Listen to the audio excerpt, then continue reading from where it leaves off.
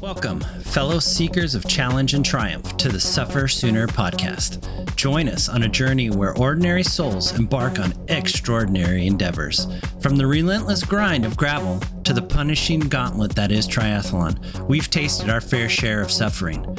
So fellow endurance warriors, let's lace up our shoes, strap on our goggles, and dive headfirst into the challenge, knowing that with every step, stroke, and pedal forward, we grow stronger together. All right, guys, welcome to episode number 75. We are here with Preston, who is fresh off of Arkansas High Country, 1,000-mile race in backpacking race, which is just crazy, through Arkansas, which is not flat, contrary to popular belief. Right. But it goes through the Ozark Mountains in there, and it covers like 74,000 feet of elevation. Yeah. Yeah, you could probably count me out. Yeah, and the other part too is the standard route is 1,000 miles, 1,015.8. Sure, You know, like let's get every one of them. Every single one. yeah, every single mile. Preston decided to do a little extra, and so we're super thankful to have him on again and to share his experience out there on what looked like an amazing race. Yeah. So 1,000 miles. You added on the single track section. I think you were probably one of few, if anyone else. I think I was the only one this year. Yeah, only one this year. So there's an add-on section for single track. How much extra does the single track add on? So I think it added maybe about 23 miles and about 4,500 feet of climbing. Okay.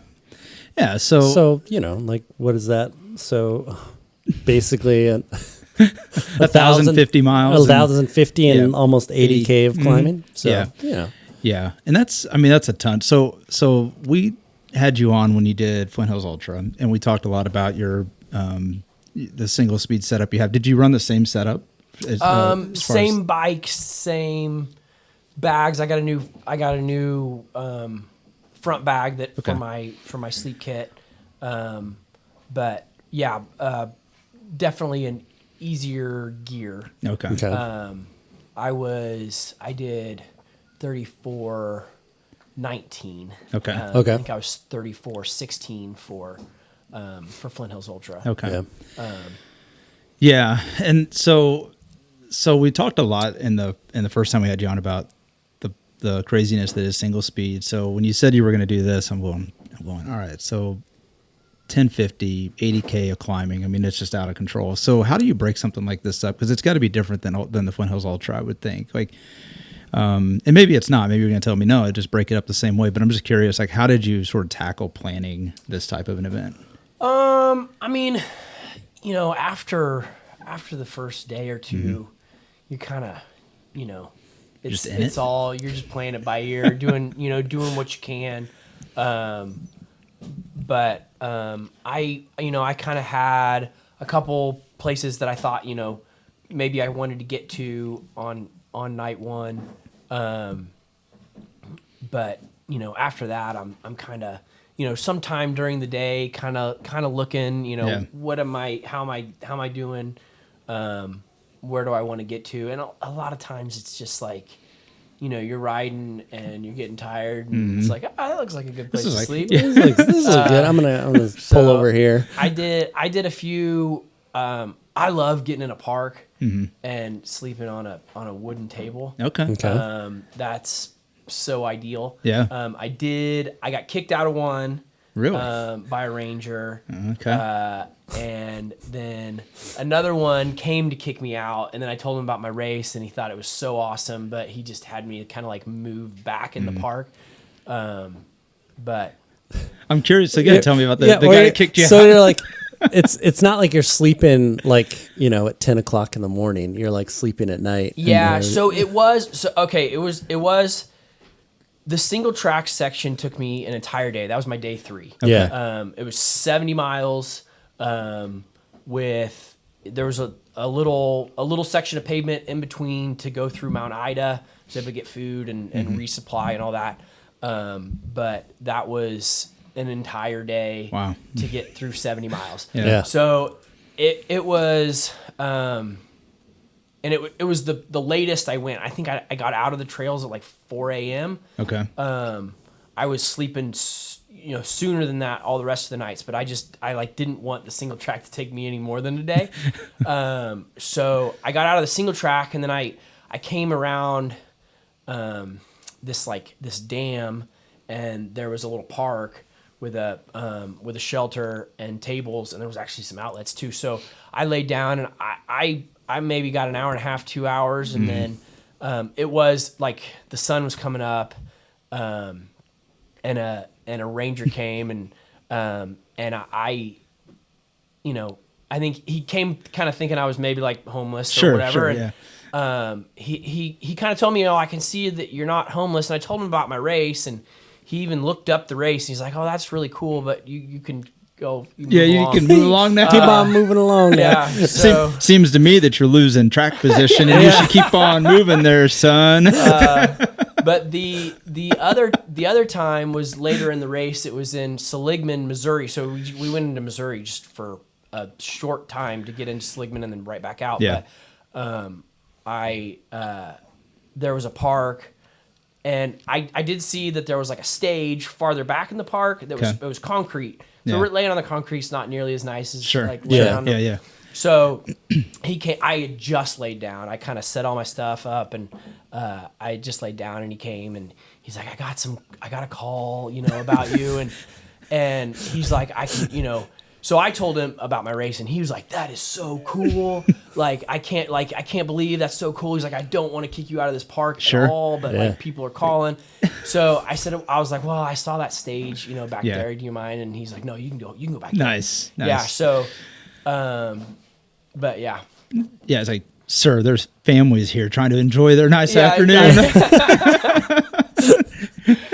It was early morning, but the sun was up. A lot of times I'm gone before the sun, the sun even comes up. But. Sure. Yeah. Probably just chance, but that is pretty wild. So, so other than getting kicked out of parks, did you have any other encounters? I'm just curious, like any other odd encounters on this whole ride? Not too odd. I did. So, So I bombed like down a mountain, and then I was climbing up to Mount Judy, and that's where a guy got killed by a black bear. Okay. Just like a week or so before. Oh wow. Yeah. And so I was at the bottom of the mountain, and two guys stopped, and they were like, "Hey, do you know about the bear?" And I was like, "Well, I heard, and I'm aware." And so they're like, "Well, there's something going on with the bears here." Because there's been two deaths this year, and they hadn't had one since the late 1800s. Oh wow! Yeah. Wow. And another para hikers, I think, got attacked. They were able to kind of like fight it off until somebody was able to come help them. But they, like I don't, they're not like they were, Sure. And so they're like, well, they killed it, and. So then I'm farther up the mountain, and a couple stopped. I think they were like the mail service. They were in an old truck, and so they're like, "Do you know about the bear?" I'm like, yeah, I knew. And they're like, "Well, they killed one, but now they don't think they killed the right one." And so I definitely like that section. No music. Yeah. Like I was trying to make some noise and looking around, and halfway wanted to see one, but sure. Yeah, also happy not to see one. Right. Yeah. Do you did you carry any like bear spray or anything? Didn't. No. I didn't. And those like the couple were like, you should have some bear spray on you. Did you I know they do this for the Ride the Divide, like a bell or anything, so like just to kind of like keep... I have a little bell. I have my Guardian bell that I get from Doom. But I was just definitely trying to. I was just singing some songs. You're singing songs and just be like, "Hey, I'm here. Like I'm here. I'm just passing through, this man." Bear has no idea how fast I am. Yeah, he has no idea. He doesn't know the gearing I'm running. Yeah, right. It's funny because you just reminded me. Like you don't realize how fast bears are. We saw in Yellowstone on vacation. We saw a bear chasing a deer. Yeah, and it was fast. Yeah. I mean, I'm like, I've never seen anything like that in my life. So, I mean, you don't think about it. These things are fast, and they can move when they want to move. And when they think that like you could be something they could eat, that's right. They're all over it. Their single speed is probably a lot faster than mine would be. Right. So So maybe let's just back up just a little bit, because I mean, my gosh, I'm so excited to get into hearing about all this. So tell us like about the course profile in general. Like, were there areas of the race or sections of the course that you maybe pre-scouted or heard about or know of from past or anything like that? Like, well, I did this race last year, Okay. so Yep. I did it the other way though. Yep. I knew the course. I knew what I was getting into, where I was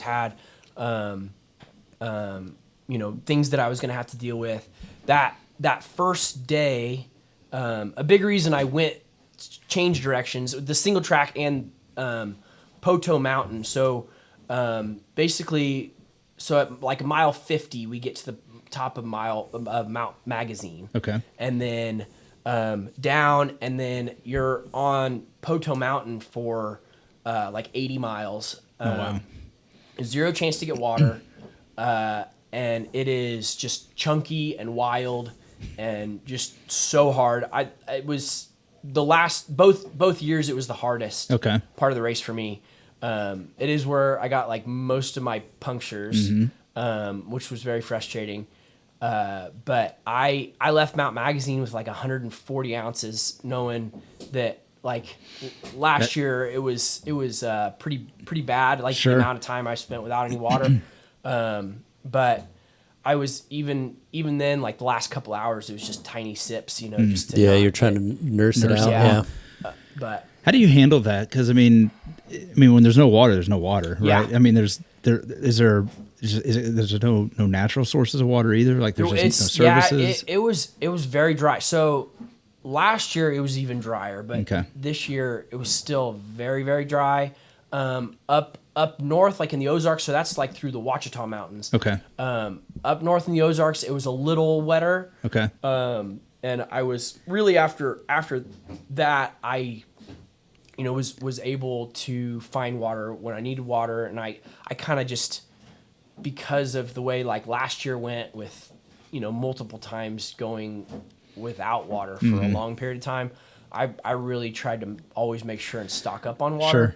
And I added about 30 ounces that I could carry normally, plus like for that, when I left Mount Magazine, I had my filter full, which was a 1 liter bladder. Yeah. Yeah. But yeah, I definitely, every chance I could, filled up. Whatever you could get. Yeah. Yeah. Yeah. Because like I don't know about most. I mean, my biggest fear on a bike ride is running out of water. Yeah. Like it's like nothing, because then you're just like, Yeah, what do you nothing do? slows you down It's a faster than desperate yeah. feeling. Yeah. It's really like there's nothing, like cramps, tired, Sure. whatever. Yeah. Like nothing really, holds a candle to just being Right. out of water. Right. I mean, I got plenty of calories, Yeah. but the water. Yeah, being thirsty, Yeah. going like, oh man. No, it's Yeah. rough. Yeah. Yeah. It's really rough. Is that section known for kicking riders out? Probably. Yeah. It was definitely like number that and the single track this year, because Sure. I was doing that. Like, those were the biggest things on my mind going into the race. Yeah. So talk to us about the single track, just because that's being the add-on course or the add-on section. Is that part of one of the other courses that's part of the race series, or is that like what no. constitutes the single track add-on and what? So it's two sections of trail. It's the Womble and the Levitt Trail, and I don't know. I think I'm from the the creation of this course. So Chuck, who made the course and runs the race, it's basically you can be south of the trails, and it's like 40 some miles of travel, or you can do these two trails, and it's like a 70-mile section. Plus, Okay. you got the section in the middle of the two trails where you're in Mount Ida, but. I think it's always been an option. Okay.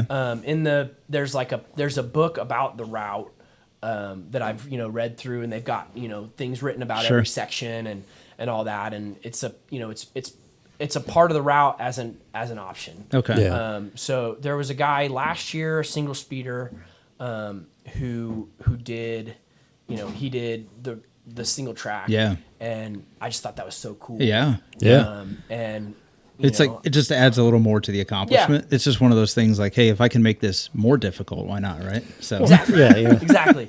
I'm just gonna add an extra day. Not a big deal. I mean, Right? I love, like, and we just know from talking to you, like, Yeah. the challenge is what kind of gets you. Yeah. Like, that's what it's like. And like you said, you did this last year, right? So, so I can see why you would have added that for sure. Yeah. So, and it was beautiful. It was so cool. Those trails are gorgeous, and you're just south of the Ouachita Lake, which is a huge lake, and they were just really, really cool. But I mean, a lot of them are like hiking trails. Okay. Yeah. You're like not really biking a lot of it, a lot of hiking, and I was on the first trail, and I was passing. I like crossed over like a gravel road, and there was a lady there who was kind of getting ready to go in the trails, and she was like, "What are you doing?" And I told her, "Well, I'm doing Arkansas high country." She's like, "It doesn't do on the trails here," and I'm like, "Well, it can if you want it to." Does, yeah. And so I'm lost. Yeah. She was a trail worker, so she was telling me all about. She's like, we've been cutting a lot, but we haven't cut up any trees. So there's a lot of down trees that you're going to have to get over. And so she was right. There was tons of trees to climb over. I had one that like I sat there for a little bit and I thought about just taking my bike apart and just like getting it piecemeal piece over. by Yeah. piece. Because it was enormous and it was like 2 trunks. Like, so there's like a trunk and then like a little space And then another trunk. Yeah. And I'm like, I don't know how I can do this. And it was just it was a wall, up like the hillside was just so high. There was no way.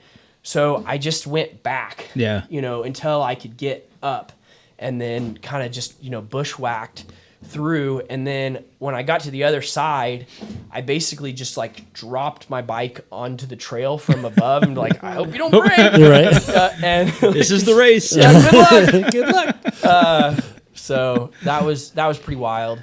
I mean, that's the thing about this. Like, I don't know. I mean, I guess because we mostly do just straight gravel events, you don't think about like the problem solving skills that you're forced to go through. You know what I mean? Like that's a whole other dynamic to this that I don't think is appreciated enough. Like you run into these obstacles and you got to figure out like, how the hell am I going to get through this? Like, and I don't think it probably wasn't intended that way, but that's the kind of stuff you run into when you do these types of things, right? Like you're talking about 1,000 miles of route. There's pretty good odds. Well, yes, the race crew probably drove it all over the last couple of months. They didn't drive it yesterday, right? Right. So I mean, who knows what kind of conditions some of these areas are in. So that's pretty awesome. Yeah, I love it on the website for the page. It's like, hey, bridges get washed out, roads are flooded, so be prepared to, reroute. Yeah. How would you rate this? I shouldn't say rate. How would you compare this? Because it's not about rating it. How would you compare this to like the Flint Hills Ultra, which you talked about earlier in an earlier episode? Is this just totally different? It is. And yeah. I mean, Flint Hills Ultra was like it was so hard because of the mud. Yeah. Different challenge for sure. So that was, I would say the biggest challenge of that one. That like other than that, it's pretty straightforward Kansas gravel, dirt roads. Right. You guys know. Yeah. Once you kind of get in a groove, you can just go. Yeah. To your point, the mud is the only thing that's really going to stop you. The mud made that really hard. Yeah. So it's like these roads, a lot of them are like ATV roads, and they're wild, they're chunky, they're more mountain bike. Yeah, it is. A lot of it's harder than mountain biking. Okay. Yeah. Okay. I mean, it's so chunky, big rocks and big, stuff that you're dodging in the middle of the road, and you really got to be on it. And that first night along Poteau Mountain I kept getting punctures on down hills, and I had to slow down. On my descents. You mentioned punctures a couple of times now. So how many punctures did you end up with? What did I have? Something like this. And, well, first, how long did it end up taking? We didn't really cover that. So how long did it end up? It took me. It was 9 days. I finished 9 days, 5 hours, and 50 minutes. Okay, there you go. There you go. Nice. Yeah, Travis got it. Yeah. So over 9 days. Very similar to what it took me the year before. Okay. Without the single track. So Without the I single think track. I did a lot better. No kidding. That's a tremendous difference there. So over 9 days, how many punctures did you end up with? So most of them I got on that first night. I got one in the single track, and I got one later. I had I think I had to put 7 plugs in on that first night. Where you're just like, oh man, I hope I brought enough plugs. Yeah, Right. I know. Seriously, I resupply. bought more. So in Hot Springs, the day after the single track, so on day 4 in Hot Springs, there's a bike shop. I knew they were there. I've been to that bike shop a few times. Last year, like they had a peanut butter and jelly for me and took care of me, whatever. But I had to buy a new front tire. My front tire was completely Just had so many plugs in it. Yeah. So, and I bought more plugs. Yeah, I would too. I would have been the same. Like I brought 10, but now I'm gonna go with 20. Yeah. Just so like I don't have to worry about this again. Plugs are as important as water now. Yeah. Yeah, and I went through like all my sealant, so I bought more sealant. Oh wow. Yeah. So. Yeah, I think that too, like the mental part of just getting, so many, like the punctures on the first part of the course, you're like, oh crap, how's everything else going to be, and you're just like, oh man. But I always feel like, I don't know if it's with you, like if this is the same with you, Preston, but sometimes it's just like, you're like, you get punctures because you changed some of your riding style. And then if you're like, okay, if I just dial it back and I be a little bit more cautious, I can get through the rest of this. So yeah, no, that does help. And it was weird because the last puncture I got, I had just gotten on myself about being too cautious on my descents. Like you gotta, you're riding your brakes. Yeah. You're taking this too, cautiously. So I'm like, okay, I'm gonna be better, and then I like, and then you're like instant justification, and then you're just telling yourself, see what happens when I try to do stuff. Man, that's got to mess with you. I'm just picturing myself in your situation after a couple of punctures on a day. Like at some point, the confidence starts to just wane, right? Like you just and it was what a little mind mess with, it happens. Like you do enough of this stuff, you're just like, okay, I just gotta like just dial it back a little bit, and then you'll be like, did I dial it back too far? And now I'm being slow. Now I'm being slow and too cautious, and then you ratchet. It's just that balance act, So it was like that first night. A couple of those punctures are like the worst my attitude was probably. Yeah. Because other than that, I think I was very, very positive. Like I'm having a blast. I love this. I'm blessed to be doing this. Yeah. But there was like a couple of those punctures that I was just like, no, why? Like, come on. But I definitely wish I would have went bigger on my tires. Yeah. So I think next time I do that race, even if I didn't do the single track, I think I'd go up to like a 2.4 over there. Yeah, what'd you end up running? 2.2s. Okay. So, and last year I did my Rambler 50s. Okay. And which you love, by the way. I do love them. I've never had a problem. Right. Like I didn't have one puncture last year, but I knew on those descents that I could have been doing a lot better with a bigger tire. So I thought I was doing a really good job with the 2.2s, and I put some 2.2s on and went fully loaded and did some mountain biking, and I'm like, I think I can do this. I'm good. Yeah. But I definitely wish I would have went bigger on my tires. And maybe a little tougher tire, but. Yeah. Next year, right? Yeah. Next year. Yeah. Go ahead. So then I want to get back to like how you, when you look at this race overall in the sections, do you like make a like each individual section as its like own thing? You're like, okay, so I know like sleeping and all that stuff, you're just kind of going by like, oh, I feel tired, I'm going to take a sleep. But you're like, all right, so this day I'm going to cover, this section of the course, this is how much water, this is how much food. Do you drill down into the details like that, or do you just go? Not so much. Or do you just go like, all right, I'm here at this place, I'm just going to restock everything? Yeah, for the most part. So I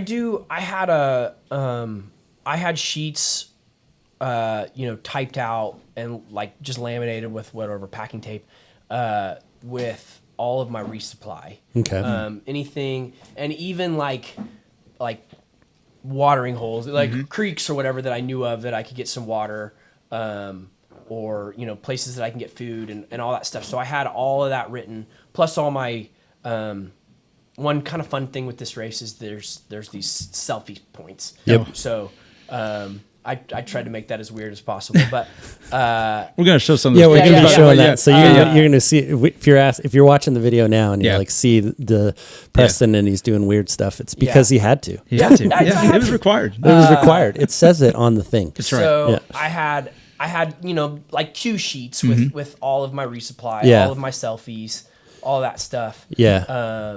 And so I know, okay, I've only got, I've got a big section without any resupply. So yes, I do need to make sure I'm full. But like I said, I mean, I kind of just really tried to stay stocked up on water whenever I could. Yeah. I did, like in the second half of the race when there was more water, I did get a lot of water out of creeks and stuff. But. And then so you would just look at the cue sheet and be like, okay, I know I don't have a resupply for the next 50 miles, and you'd be like, all right, I'm going to go ahead and just top everything up. Yeah. And then like the next time you'd be like, oh, there's 20 miles. You're like, okay, I don't need to top up here, and then just go like that. So it's just more like keeping it fluid, I guess. For sure. Yeah. And I think I did the best I've ever done at eating like a lot of real food.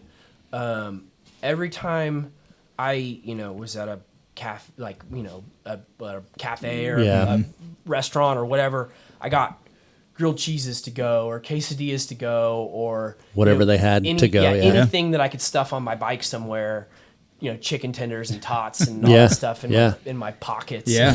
Give me some of your tots, Napoleon. Yeah. Get your own tots. Yeah. So I probably like close to like 15 grilled cheeses out like while I was biking. That's great. And some chicken quesadillas that were amazing out on the road. But yeah. Okay. Yeah, I was going to ask about nutrition because, and I'm sure in different stretches there was no options, right? So talk us maybe a little bit about your bike nutrition. So aside from the convenience stores and all that stuff, those were just extra calories, I'm guessing. Like you're just stopping bonus. And you're just like, I'm hungry. I'm going to eat just give me all of this stuff. All of that. Yeah. So what about your just the planned nutrition that you had? Well, so I always had, a lot of bars and candy and whatever. The staples. Any of that kind of stuff. And then what's your favorite candy? Well, so I love like a Snickers is fantastic. Okay. Yeah. I took quite a few like pouches of peanut butter. Okay. Little like those Justin's peanut butter pouches. So I ate a lot of peanut butter, but like I love Kind bars. I get a lot of like peanut butter crackers. Yeah. Okay. And there's like a Planters M&M mix, like a dark chocolate. With that has like peanut M&Ms and peanut butter M&Ms and like honey roasted peanuts and all that stuff. So I got a few of those bags, and I'm stuffing those in my face when I'm. Did you go for? I'm just curious, like for your fueling strategy. Did you go? I mean, I don't know how much strategy there is when it's like eat everything in sight. Yeah, just eat all the things, right? Yeah. But like, as you train for this, as you kind of think about it, are you more focused to try to get carbs in, fats in, protein in? Like, are you trying to hit anything, or are you just saying, hey, you know what? Not necessarily trying to hit anything, but like even like in a 24-hour race or anything shorter, I'm all carbs. Okay. I'm not going to get much protein. I've had, like in 24-hour races, I've definitely had like problems with like getting protein. Yeah. But in something like this, I mean, you kind of have to. Yeah. And you got to get it. So not more just kind of what sounds good. And like when I would stop for like food, it was definitely, you know, a good amount of protein. I got breakfast a lot, even in the afternoon or, you know, whatever, some eggs and some bacon and pancakes. Yeah, high calorie stuff. Yeah, the reason I ask is I'm seeing a lot more just online content where people that do these ultra endurance, like whether it be ultra trail running or bike events, whatever, but it seems like a lot of people are trying to get a lot more fat adapted and really trying to push the fats because, you know, again, you're going at the endurance pace, so theoretically your body's burning more fats and it's, you know, fats generally can carry a little bit more caloric density, right? So it's like I'm wondering if people are starting to just shift to that. You mentioned like the trail mix, things like that. Lots of peanut butter. Lots of healthy fats in there. Yeah, easy to digest, you know, stuff like that. So I was just curious if that was a strategy or if it just kind of played out that way. Yeah, it seems to work pretty well. I did have my Garmin beeps at me every 15 minutes to take a drink and every 45 minutes to eat something. Do you do the same thing I do? Is like when you drink before it beeps and go, ha, Yeah. I beat you. Beat you, Garmin. I beat you, Garmin. Yeah, or you like eat before it tells you to eat. You're like, ha, Well, I'm ahead of schedule. Garmin and I aren't on good terms right now. Yeah. Says I'm unproductive, so I don't. Sometimes Garmin and I, you know. So, but the 15-minute timer is a brilliant idea. No, I do that Yeah. the same thing, and eventually you just kind of get in that habit where you just kind of you just know. But and then the other thing that happens to me all the time is you'll be climbing a hill and you're bleeding out of your eyes, and it's telling you to eat, and you're like, hold on, man. Yeah, I'll do it. I'll do it when I can. Yeah. Yeah. That's too good. Yeah, there's been times Danny's been riding next to me and he hears it goes off and he's like, "Are you gonna take a drink?" I'm like, "I will later. Hold on." Yeah, not right now. So was there ever a point in the race where like you just got nervous about like you know, whether it be the amount of supplies you had, like where you felt like the race might be on the edge, like you weren't, like something was going to happen? Did it ever cross your mind? Like it's got to, like over 10 days, like it just feels like there's got to be some ups and downs in there. Not too much. I mean, being low on water that first night, even though I knew it was coming, I knew I was going to be low on water. That got hard. But honestly, not really. How much did prior experience play on this for you? I'm sure it helped a lot. Yeah. I mean, like I said, I knew the route. It was really cool doing it the other way. Do you have a choice in this route then? Do you have a choice of which way you want to go, or is it alternate each year? Well, so I don't know. This went better, but I think I just did better. But I would, like, if I'm doing the single track, I want the single track as early as possible. Yeah. And then that, like I said, that Poteau Mountain has been the hardest thing for me the last 2 years, and it was right away this year. It was right at the end last year, and both times it was just so brutally hard. So I think I would say getting those in early is better. Sure. They move the start city every 2 years, so it's actually going to be in Bentonville next year. Nice. Okay. So that would change the logistics the quite a bit. and, but yeah, I just wonder. I mean, I'm just thinking like I don't think anybody goes and says out of nowhere, "Hey, I'm going to go do this 1,000-mile race." Like you kind of build up to it. So I'm sure experience plays a huge role in it. And I only ask about were there concerns? Because I just wonder like all the ups and downs over the course of 9 days. I really like, other than a couple little mini meltdowns about punctures. Sure. Were there sketchy areas for you, like areas like where you're bike handling, where you felt like that was on the edge, or was it pretty tame? I mean, there was a lot of those downhills are just so rough and chunky and wild. Yeah. And when you're doing it at night, makes it a little extra. It's hard. Pucker factor. Little pucker. Yeah. It's definitely hard. But I don't. I mean, I really was in a very good headspace. Good. The entire race, I was very positive. I was. I know that I am so blessed to take a week off of work, and be riding in this beautiful area, and doesn't get much better than that, does it? No, it's amazing. It's an adventure, and it's beautiful and it's fun. Yeah, there's a video clip you sent that we'll show on here, but you're at a park, and there's this overlook, and you just pan across, and you see like this beautiful mountain view with the sun like shining through the clouds, and like it's like a heavenly view. Yeah. It's really amazing. I don't know where that was at exactly, but I'm just like, it does not. I mean, doesn't matter how bad the event is. It's not too bad when you're looking at stuff like that. I mean, it was so many of those views. It was it Yeah. really is just so beautiful down there. It's awesome. Yeah, for sure. So, I did look at your race flow on. This guy, he's got to pull I know up his stats. on Track the Leaders. So I did notice, and it makes sense because I was going to ask you. I had on my notes to ask you about nights 2 and 3, but basically that was the mountain and the single track section. But it looked like you stayed on a pretty decent little like 5-hour sleep schedule. Was that the plan? Like you were just like, I'm going to sleep for 5 hours? Or? Yeah, I never set an alarm, so I. Just let the Rangers wake you up. Yeah. Just let the kids playing on the. Mommy, I want to play on the table, and this guy's sleeping here. I tried to ride his bike, but it was too hard. It's too hard. I couldn't turn the pedals.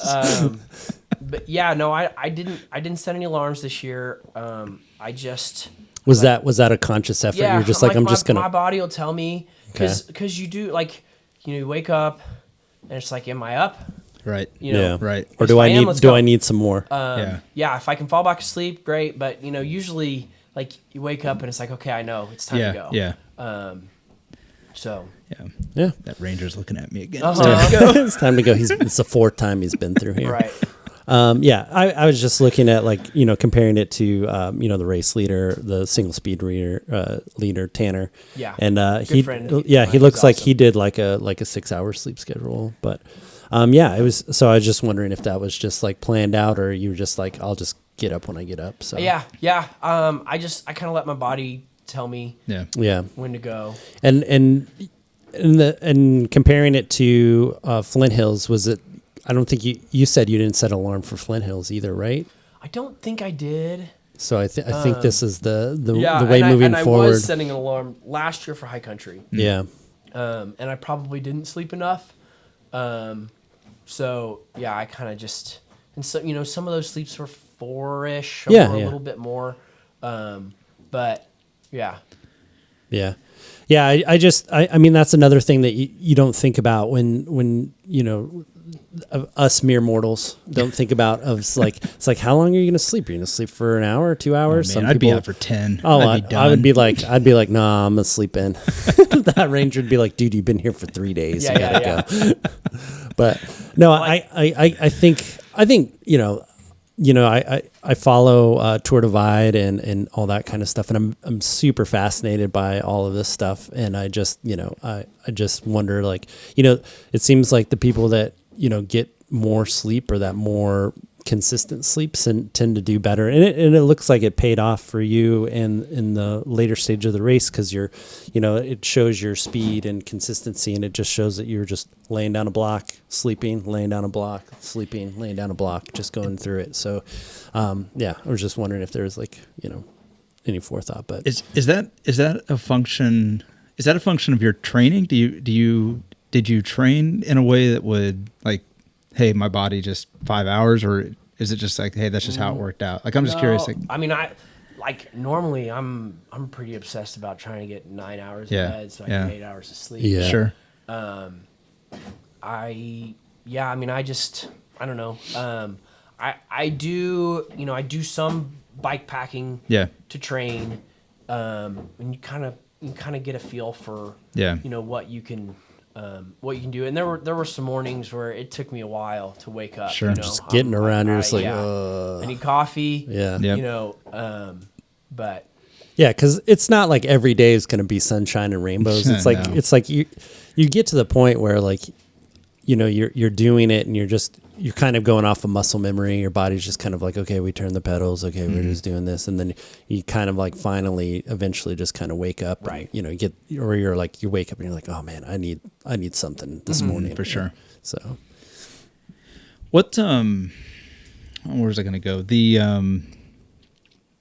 I'm really curious about the gear side. We had this question on when you did Flint Hills. Was there ever a point where like, hey, I wish I had this piece of gear? Or do you feel like kind of set it in pretty? No, I probably brought too many. Like I brought a puffy, and I should not have a puffy. Not that that's like a big heavy thing, sure. But no, not really. I think I had everything I needed. I probably could have, traveled a little lighter. There's like things that I just like to have, like food wise, that I probably, need to learn to live without. But is there anything you would, as you kind of look ahead, you're going to do this next year, I assume? I would like to. I don't Sure. know what I'm doing next year. You haven't planned it yet? I want to do something awesome, but I don't know. Yeah. What. I'm just curious, like, are there things that you would do different if you were doing this event again next year? Is there something you would do different? Tires for sure. Sure. Yep. But other than that, I felt really good about the way things went, the way I was. I mean, I do think mindsets. Yeah, it's a huge almost thing. We all talked of a it. lot about the mindset side in Flint Hills.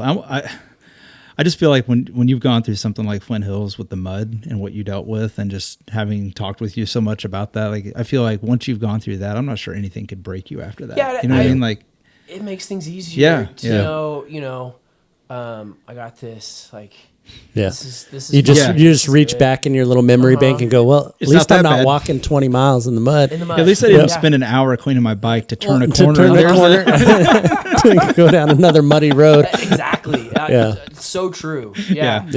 Yeah. Yeah, because that's the thing. I mean, I think that's what's beautiful about these types of events is like everyone builds for the next one. And so you mentioned next year, and I know you just said you don't quite know what you want to do next year. What are some things on the radar that you're thinking about? Because I've got to think like there gets to a point where like, well, what's harder than that? Like, Yeah. so There are, there's so many races that Yeah. I would Yeah. love to do. I think I would, if there was like no other factor, I would say Tour Divide is Sure. what I'm doing next year. that's a lot to take on and, for sure. There's a lot of things in the summer at the gym that I love. And all like I run a teens program that's June and July. Yep. I like all these things, and to say, okay, I'm going to be gone for a month. Right. I would need somebody to be me Right. at the gym, which would be really hard to do. And honestly, I'm like, if I'm taking off, 3 to 4 weeks to go bike packing, it'd be fun to just go somewhere really cool with my wife. And, Yeah. Yeah. Because I've got her bike packing now. Go on adventures. Yeah. Yeah. I think I will definitely do Tour Divide. It's just a matter of when. Yeah. But the other two like premier bike packing races in the United States are the Arizona Trail Race and the Colorado Trail Race. Yep. Those are two that I really, really want to do. Colorado Trail one looks awesome. Looks by the so way. awesome. Yeah. And Yeah. I've really been thinking about that one a lot. Yeah. So I mean the two big ones that I did this year, I'm sure I will do again. Sure. If it's not next year, It'll it'll be be the- another yeah. time. Yeah. I loved both of those races, and like to do Flint Hills Ultra with less mud would be Would be For amazing. sure. Would be fun. Yeah. No doubt. I've done Doom the last 2 years. I'm like, if I don't have anything in the spring, I'm doing Doom. Sure. Yeah. Because I really think that's the coolest race on the planet. Hmm.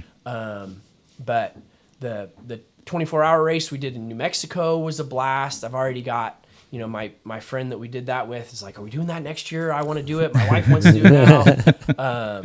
So Are there other riders that you run into a lot at these events? Because we talked a little bit about how small the community is that does these ultra distance events and bikepacking events.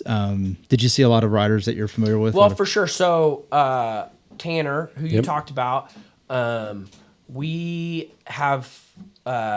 done Doom both the last 2 years. We've done a high country the last 2 years.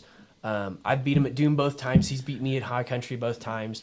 But he didn't do the extra part. Well, right? yeah, I mean, yeah. So, I mean, Tanner. he Tanner, went in. come on, Tanner. He went in he went in a goal with a goal to break 7 days. That dude is so awesome. Yeah. We've become really, really good friends. Our first year at Doom. I was gonna say it sounds like a rivalry, a little bit of a friendly rivalry starting to build up here. I love that dude, and he did Tour Divide this year, and nice. I tracked him every single day. And That's awesome. Was sending him texts, and so, and then of course Andy, I was able to chase him down and race him in the last day. So when I got out of the single track, I think I was 50 miles behind him. And I kind of just slowly reeled him in. And then, wow. That's so crazy to think you reel somebody in over 50 miles after. You're like, wait, what? Like, we're out here for a couple more days, buddy. Yeah. Right. Yeah, that was just hoping you don't sleep too long. Yeah. So I kind of thought we would ride together the last day, but then we ended up just trying to kill each other, which was a blast. It was honestly so much fun. Yeah. I was going to ask if you ran into many other riders, because I mean, it feels like the density of riders, given the size of the course, it just feels like you just get scattered. Yeah, and there were probably half the field went the other way. Okay. So it's fun seeing them. Yeah. Out there. You cheer for each other. Of course. Yeah. I think that's the best part of this. It's like, yes, it's a competition. Yes, it's a race, but it's not, I mean, it's not cutthroat in that sense. It's it's like, it is so awesome. Like just the energy you get off of seeing other riders out there, whether you're just happening to cross opposite directions or like you caught Andy. I mean, gosh, that would have been so amazing. Like, yeah. Like, hey buddy, how's it going? Yeah. No, it was honestly, really cool. It was fun. I got to know what was his reaction when you pulled up next to him? Well, so he knew, I think he was tracking me and I was tracking him. Okay. Yeah. How much do you guys track each other? I don't look at it a lot. Is it like what you do right before you go to bed? You're just like, oh, where's everybody at? Yeah, or or you're sitting having a meal or whatever, and kind of see, okay, where's sit down next to him in the coffee shop, like, caught you, buddy. Yeah. So we both slept at the top of White Rock Mountain our last sleep. Okay. And so that would have been Sunday night. And so he beat me there maybe by a half an hour, and he texted me and said, hey, I'm sleeping here. Nice. And that was my plan already. Yeah. So, we talked for a while, and, I actually, I knew like he was real low on water and he didn't have a filter, but there's almost to the top of White Rock Mountain, there's like water coming out of a pipe that I knew about from last year and whatever. And so I was planning on using my filter and filling up everything to get me to the OARC general store in OARC. OARC is so awesome, by the way. So cool. Yeah. So I actually, in the morning, I got up just a little bit before him, and I went and gave him all the water that I had because I knew he didn't have a filter, and I'm like, I'm gonna go fill up. And then not long after, he had a lot bigger tires than me. He was so much faster downhill than me. So he bombs by me and whoops me to OARC. And then you're like, okay. Yeah. Okay. So right. I see your play, buddy. I see your play. So we both were low on devices. We both had to do some charging in OARC and got a lot of food. And then when we left there, it was like, okay, let's go now. Yeah, we didn't say anything, but we just raced and started half wheeling each other. Yeah. And there was some back and forth for sure. But it was like so much fun because it's like, this is a dude that I think the world of. Absolutely. I mean, what he did for me at Flint Hills Ultra. And, we definitely rode together a lot of the first 2 days, and I'm just a huge Andy fan. But it was just a lot of fun. That's awesome. Yeah. And then I got to cheer for him when he came in, and we talked for a long time afterwards. And yeah. So for folks that haven't been to the OARC General Store, can you describe it just a little bit? Yeah. So it is. It's a cool, wild place. I mean, it's they've got like they can make you anything food wise. It's a great little kitchen. Just a cool little old general store. If you look at it from the outside, it looks like was taken out of probably like the 1950s or 1960s, like Yeah. old side of the road gas station type places. Just awesome. Yeah. Awesome looking building. Yeah. But Maybe the 40s. Like that old. Yeah. It's a really cool place, and it's always on the Doom route. Okay. It used to start from there, but yeah, I got a lot of food there, and it's super popular with like off-road trucks and vehicles and all that. There's a lot of trails around that area. Their food is phenomenal, by the way. Like, I think the last time we were there, I think I got a burger or something. It was one of the best burgers I've ever had. It's worth a drive down there just for that. Yeah. It's like that kind of good. It's just tucked away in the middle of the woods. Like, you never know it's there. Yeah. So There's like chickens running around everywhere, and but yeah, I had some good food and got some food to go, and Nice. All right, so we've been talking about this the whole time, this high country. So you've got some hardware that you brought. I did. And I'm kind of curious, like, Yeah. so let's take a look at that. So hold I that don't up know. there. Yeah, we can see it there. Yeah. I got this for being there's a belt buckle for the top finisher of the people that do the single track. So Nice. doesn't matter that there was only one. Hey, you know what? You can only race who yeah. shows up. So the race just shows up. So I am pretty proud of this thing. I've worn it out a couple of nights, but they're making me a custom leather belt to go with it. nice. So there's a leather shop there in Russellville. Nice. Okay. And so I talked to Nice. them, and it'll have my initials on it and high country, and That is awesome. yeah. So, but pretty dang cool. I've always wanted to win a belt buckle. I Same used here. To, Same. Yeah, Yeah, I was well, saying, I used to yeah. always do Psycho Wyco, the 50K. Yeah. And I always wanted to win that belt buckle so bad, but I just wasn't fast enough. Yeah. Yeah. Yeah. But yeah, no, I'm pretty proud of my belt buckle. Oh yeah. Be wearing that thing all the time. Uh-huh. That's Yep. right. Yeah. That's right. Check out this Like, belt buckle. I'm wearing a belt with my shorts. Heck yeah. Yeah. I actually have done that once already. Nice.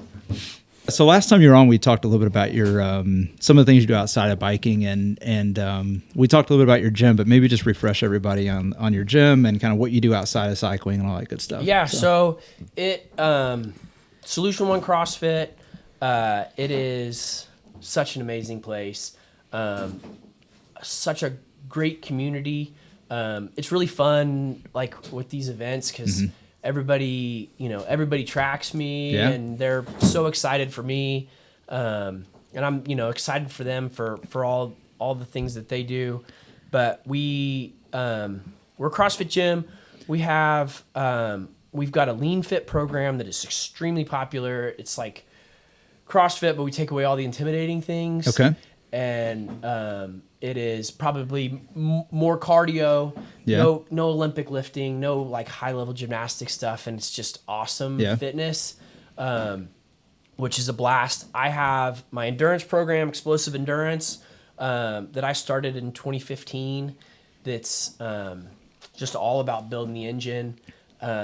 We do some of our workouts at the track. But we're on, we've got the bike ergs and the rowers and the ski ergs and the echo bikes, and we push sleds and do all that stuff, and have an awesome little community within the endurance and, within all the things. And now we're a High Rocks gym, which, is become super popular. Right. Yep. People are loving that, but that's been going really good. I have a teens program. Me and another coach run a teens program. And Awesome. That's so much fun. We run it through the year, a couple nights a week, and then for the summer we go all out for 2 months. Nice. And that's a blast. I Awesome. love. I came from coaching swimming and cross country before I started coaching CrossFit. So I've always loved working with that age. I love the junior high and teenage kids. Awesome. They're the most like-minded individuals. I'm basically a big kid. Right. Exactly. Yeah. And I can remember what life was like. Sure. So I relate to those kids very well, and I love coaching those kids. Yeah. So it's just it's a lot of different things, but it's just all just so much fun. Yeah. An awesome community. I love it so Awesome. much. Yeah. Awesome. Yeah. Yeah, I just want to make sure we talked about that because, well, number one, the explosive endurance sounds like something I probably need to get into. You'd love it. So it yeah, really, yeah. And it's my, it's kind of like my speed work. Yeah. Where it's a lot of people's, longer stuff. Yeah. But like, everybody that does that and makes that thing, it's just it just helps people build their engines. People, For sure. We got a lot of people that do like to compete in CrossFit and stuff. And just that part of it, just building the engine. You can be strong, but you gotta have. You gotta have that. You gotta be able to yeah, exactly. And also I think too, like you said a key thing, like having programs where you sort of take the intimidation factor out of it, because I think that probably scares a lot of people away for sure. I mean, if CrossFit's your thing, then awesome. Sure. Yeah. Nothing wrong with that. But like, it's the foundations of CrossFit are just excellent fitness. Right. Yep. So, if the CrossFit part of it, all that isn't really what you're into, but I want good strength and I want good cardio and I want all this to be, and I want it to be functional and help me, whether it's weekend sports or playing with my kids or doing whatever. Doesn't matter what it is. Yeah. It's just all around great fitness. Yeah. Yep. So that's really what CrossFit came from. And then, just like anything, just evolves. We just move it. Yeah. We just take it all the way. Yeah. We just take it all the way into the weeds. And then we're like, maybe we should back it off a little bit because not everybody's as crazy as we are. Yeah, exactly. Like, well, I like to ride my bike. Oh yeah. 1,000 miles. Well, no, I was just thinking like around the park. Yeah. I just like to ride it on a Saturday afternoon. Right. Oh, yeah. Me too. Me too. Yeah. Oh my gosh, it is so awesome. What else you got, Travis? So when you're riding, one of my other questions I have, when you're riding in the night, do you use like arm sleeves or like windbreakers? Do you like throw that kind of gear on, or so I would, if it starts to get cool and you're just trying to keep, you're just trying not to freeze, but you're just trying not to sweat. I do have arm sleeves, and at times I use them. It kind of worked more. I have like a light merino shirt that's like a quarter zip with a hood. Okay. And I honestly was going straight to that instead of the arm warmers. Okay. For this, I've at times used the arm warmers a lot, but I didn't do like a jersey this time. I had like a crop top tank top. Nice. It was pretty awesome. Sun's out, guns out. Yeah. So going to that when it started getting chilly at night, going to that merino shirt was great. And then did you do anything for your legs or anything? I've got knee warmers. Okay. Yeah. So those were kind of my first two things that went on. There's I have a nice rain jacket. Okay. That's going to be kind of my first thing, like for, past the merino shirt. Yeah. I've got my puffy and stuff, but the rain jacket comes on a lot. Yeah, because it's mostly just keeping the wind off of you when it's cool like that, and when you're going through like the valleys and stuff. So I figured something like that. But I was just wondering if you had like some go-to stuff. So that's good. You can see like I'm like thinking. I would sometime like in the afternoon, I would kind of get that stuff like accessible. Close to the top. So that shirt and those knee warmers. Yeah. And then like I had, I didn't use it a lot because the weather really was great for this race, but I've got like a real light merino like skull hat. Okay. Yeah. So those were kind of the first things on. Okay. Cool. Nice. All right. I got some rapid fire if we're up for it. Yeah. Okay. Always up for rapid fire. So there's a few questions here. Of course, remember, I don't know if you remember from the last time. This is ChatGPT asking. What are you talking about? Me asking. He's one of our faithful 10 listeners. I think we're up to 70 something Yeah, subscribers. we are. Nice. So, Good. Yeah, so we're You- getting again- there. this is an awesome podcast. I love, and my wife listens. Good. And yeah. No, like to have fun. We love having fun. I joke about the 10, but I can't believe it when I look at the numbers and I'm like, oh, 80 people now. Wow. Yeah, I'm I like, know. all right, let's go. Hey, we're the ones that'll never forget the roots. Yeah. So a few rapid fire questions here. At what mile did you start talking to your bike like it was a teammate? That would have probably been like the first puncture. Like, come on.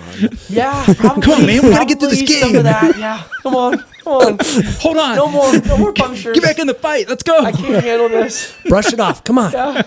It's not that bad. I did talk to it. You're bleeding a little. Oh, yeah. when I had to drop it onto the trail. Yeah. When I climbed over that. I would have said like, oh, please. luck, bud. Good luck. I love you. You're like, this hurts me more than it hurts you. What would you do if you saw something like shoot off when it hit the Oh, ground? Like, man. you're like, That'd be rough. no. I know. Oh my gosh. All right. If the cows could talk, what would they have said to you? Well, Flint Hills, they were just like, why? Yeah, And what the hell? What are you doing? Yeah, they were like, dude, You're I can't crazier even than we walk are. you through this. Yeah. I didn't really see I didn't see a ton of cows in Arkansas. But How about Yeah. the bears? What would the bears? yeah. No, I know. Pedal faster. Yeah, pedal fat. I like my meat warm. All right. Did you name the voice in your head? They told you to keep pedaling. No. No. Do you have a friend in your head, or is it just you telling yourself? Do I have a friend in my head? There's conversations. Yeah. I don't know. Yeah, for sure. I don't know that there's a friend in there, but I have conversations with For sure. Yeah, Yeah. You want professional advice. That's right. Yeah. Yeah, exactly. What's the weirdest thing you swore was real out there? The weirdest thing I swore was weird or was real. I don't know. I do at times see things. Yeah. Like, especially late at night when you're getting real tired, like you see a stump and it, looks like something. I'm trying to remember, like, there were things that spooked me for sure that I thought were something, but I can't really remember what I thought they were, other than what the hell is that? But there's definitely, especially late at night when you're, Yeah. You're like, I don't know what you're that getting was, there, but but I heard yeah, something. oh, I know yeah. I did. Yeah. And was that real? yeah. How many times does that happen though? Like where you're like, did I hear that? Is that real? Like you just want somebody else there to validate it. Yeah, for you. right. Did you guys see that too? The funny thing is that's actually what you said. Did you guys see that too? Oh wait. Yeah, wait. Where'd you go? I know on Doom this year,